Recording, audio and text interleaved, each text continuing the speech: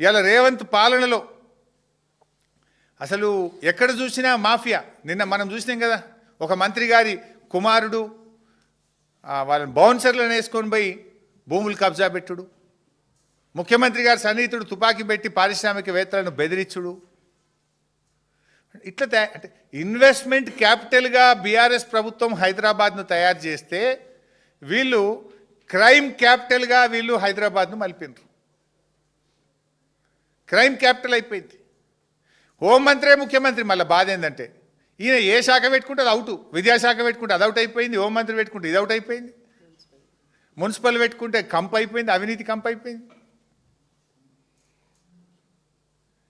2023తో పోలిస్తే 9.8% క్రైమ్ పెరిగింది. 2024లో మళ్ళీ 14% పెరిగింది. అసలు కేసుల సంఖ్య చూద్దాం ఓవరాల్గా, పెద్ద నంబర్ పోకుండా. 2023లో బీఆర్ఎస్ ప్రభుత్వం ఉన్నప్పుడు మొత్తం రాష్ట్రంలో అయిన కేసులు 2,13,000. రేవంత్ వచ్చినాక 2024లో 2,24,000, 11,000 కేసులు పెరిగినాయి. 2025 ఇప్పుడు మనం డిసెంబర్లో ఉన్నాం, ఇంకొక నెల ఉన్నది. ఇవాళకి ఎంత పెరిగింది అంటే 2,38,000 పెరిగింది.